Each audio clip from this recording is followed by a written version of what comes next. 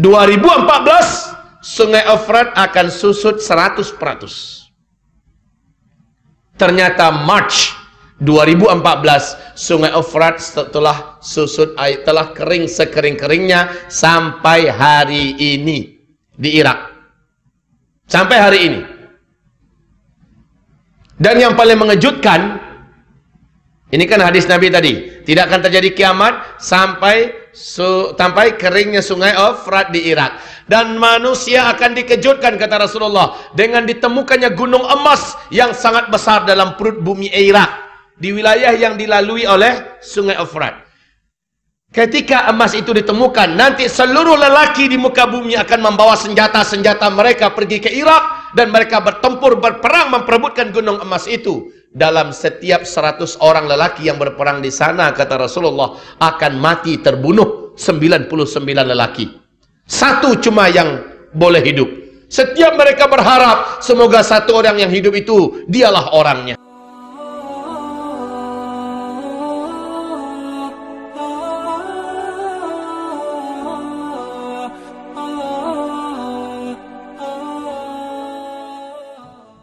Masya Allah, mari kita lihat fakta. Sekarang ini tuan-tuan yang mulia, lihat, Arab sebelum minyak bumi ditemukan, namanya masih satu, Jazirah Arabiah. Saya bertanya kepada tuan-tuan yang mulia, kepada perempuan yang terhormat, Jazirah Arabiah dulu kaya apa miskin?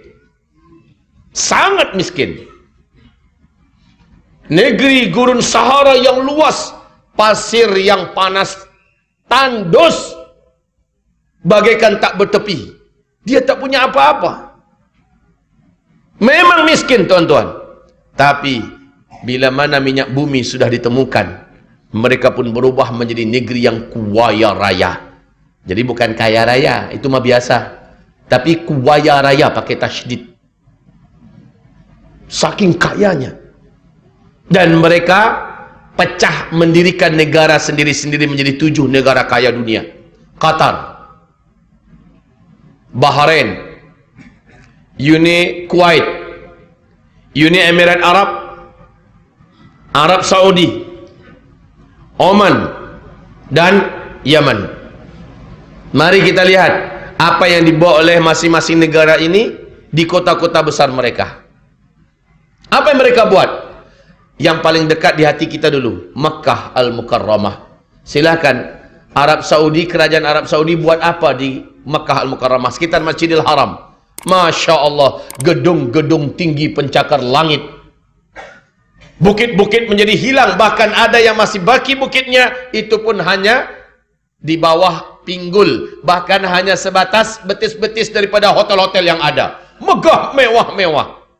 Madinah Al-Munawwarah, Masjid Nabawi yang begitu indah dan megah mewah, sekarang sudah hampir tenggelam, dikelilingi oleh hotel-hotel bintang 5. Mewah dan tinggi besar-besar. Ibu kota Riyadh, ketika Raja Abdullah masih hidup, Pangeran Salman diangkat menjadi gubernur ibu kota Riyadh. Oleh Pangeran Salman, ibu kota Riyadh dirubah menjadi kota metropolitan ala Eropa.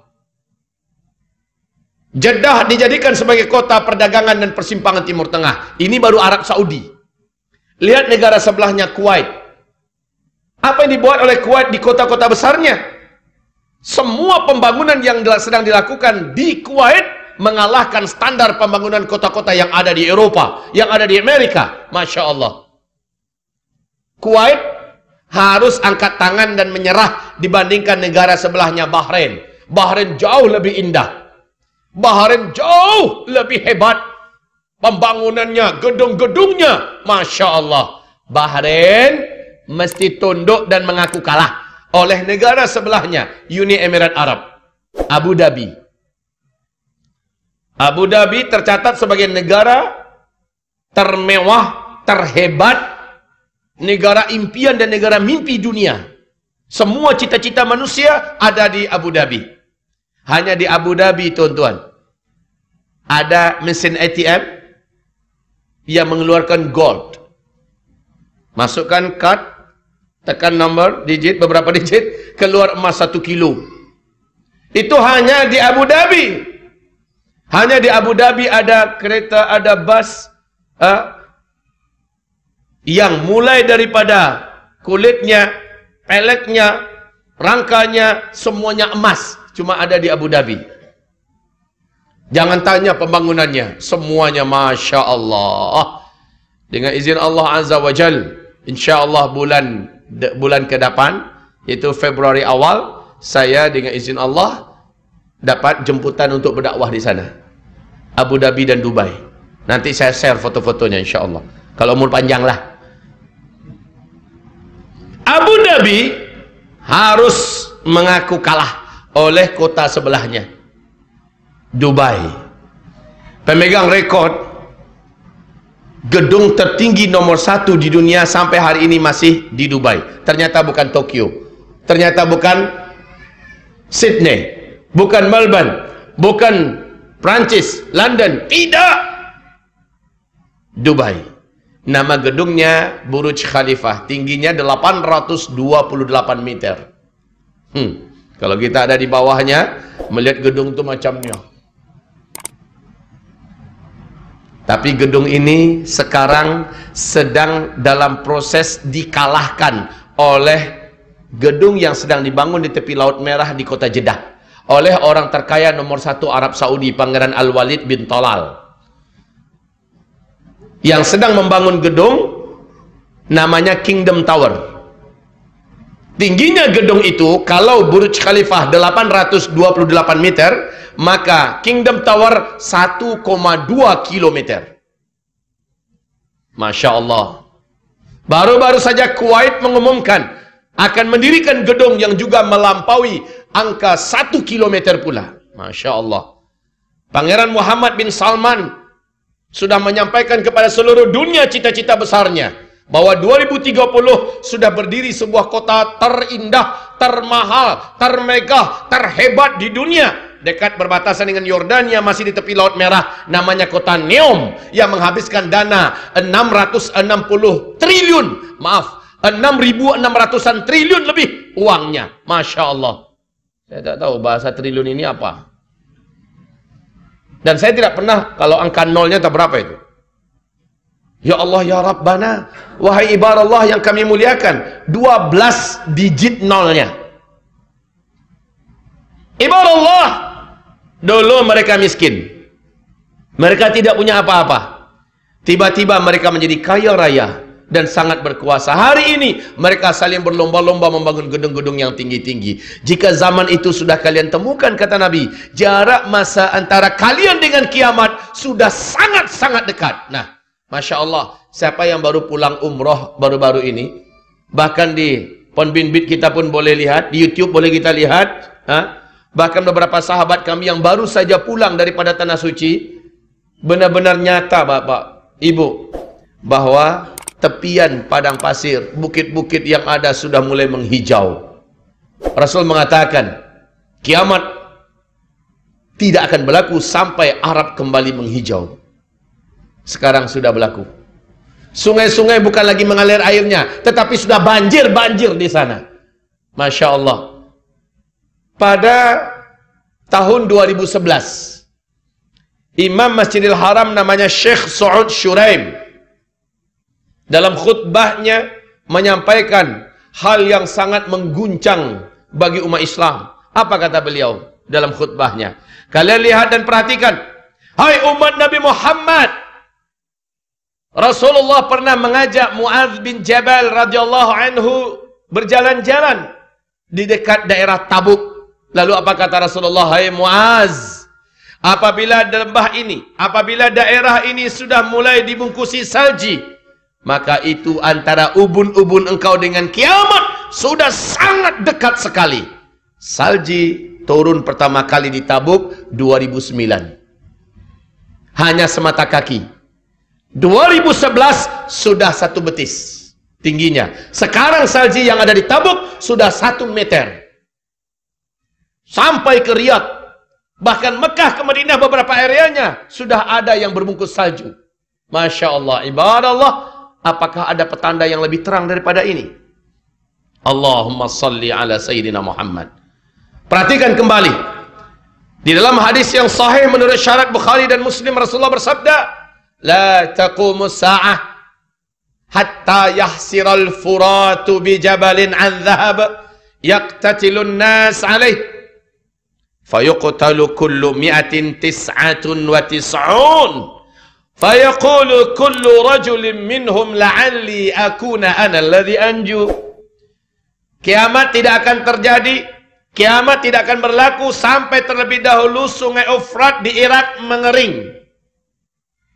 Di Timur Tengah itu ada 3 sungai paling besar: Nil, Tigris, dan Efrat. Kiamat tidak akan terjadi sampai sungai Efrat di Irak mengering. Sungai Efrat ini ulunya adalah di Turki, lehernya Syria, bodinya di Irak, dan ujungnya atau ekornya adalah di Iran. 4 negara. Bodinya ada di Irak. Mari kita lihat. Bulan Februari 2013. Sila dicatat, nak cek di Google pun boleh, ya. New York Times merilis pernyataan resmi dari para pakar dan ahli Amerika, peneliti dari Amerika, atas nama NASA, juga mengumumkan bahwa sungai Efrat sudah susut airnya 60%. Bulan berapa tadi? Februari 2013. Menurut pernyataan resmi yang dirilis di New York Times, NASA mengatakan, para ahli dan peneliti kami mengatakan, sungai Efrat sudah susut airnya 60%. 2014 sungai Efrat akan susut 100%. Ternyata March 2014 sungai Efrat setelah susut air, telah kering sekering-keringnya sampai hari ini di Irak. Sampai hari ini. Dan yang paling mengejutkan, ini kan hadis Nabi tadi, tidak akan terjadi kiamat sampai keringnya sungai Efrat di Irak. Dan manusia akan dikejutkan, kata Rasulullah, dengan ditemukannya gunung emas yang sangat besar dalam perut bumi Irak, di wilayah yang dilalui oleh sungai Efrat. Ketika emas itu ditemukan, nanti seluruh lelaki di muka bumi akan membawa senjata-senjata mereka pergi ke Irak, dan mereka bertempur, berperang, memperebutkan gunung emas itu. Dalam setiap 100 orang lelaki yang berperang di sana, kata Rasulullah, akan mati terbunuh 99 lelaki. 1 cuma yang boleh hidup. Setiap mereka berharap semoga 1 orang yang hidup itu dialah orangnya. Di hadis yang lain, Nabi tak inginkan ada umatnya yang ikut berperang ke Irak demi perebutan gunung emas itu di sana. Nah sekarang, George Walker Bush, masih ingat dengan makhluk yang satu ini? Masih ya? George Walker Bush, George Bush, sebelum dia digantikan oleh Barack Obama, masih sempat berpidato di depan Gedung Putih, dan pidato ini masih ada di YouTube. Apa kata George Bush? Satelit kita telah menangkap adanya potensi emas yang sangat besar di dalam perut bumi Irak. Amerika Serikat selaku polis dunia akan memastikan emas ini aman dari para penjahat-penjahat yang tidak bertanggung jawab. Wah, bahasanya macam dia bukan penjahat saja. Yang paling penting kita ingat sekarang, setelah kita telah menemukan potensi emas yang sangat besar di bumi Irak. Lihat hadis Nabi yang tadi yang saya baca.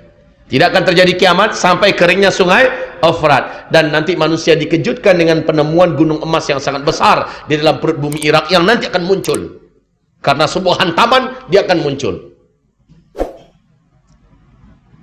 Ini rahasia kenapa bulan April 2014 Barack Obama tidak jadi menarik pasukan darat Amerika Serikat yang menyebar di seluruh negara-negara Teluk, sejumlah 135.000 pasukan tidak jadi ditarik balik ke Amerika. Padahal Amerika Serikat sudah tak mampu lagi membiayai tenteranya yang ada di negara-negara Teluk, tapi tetap dipertahankan.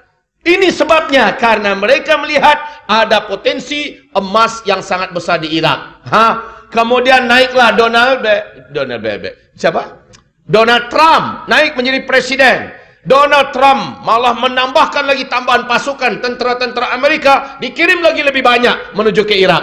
Masya Allah, sebenarnya Rusia, China, India, negara-negara blok timur semua tahu ada apa yang ada dalam kandung perut bumi Irak. Maka mereka semuanya sudah mulai mempersiapkan militer, mempersiapkan diri untuk perang besar. Dan Nabi berkata di akhir zaman, blok barat dengan blok timur akan bertembung perang besar. Dan kalian diajak oleh blok barat berdamai, lalu kalian memerangi blok timur, kalian akan dimenangkan oleh Allah, kata Rasulullah. Dan peperangan ini pemicunya sudah sangat banyak. Saudara-saudara hamba-hamba Allah, yang paling penting Sungai Efrat sudah kering, Gunung Emas dalam perut bumi Irak sudah diumumkan. Ini adalah hadis Nabi yang sahih.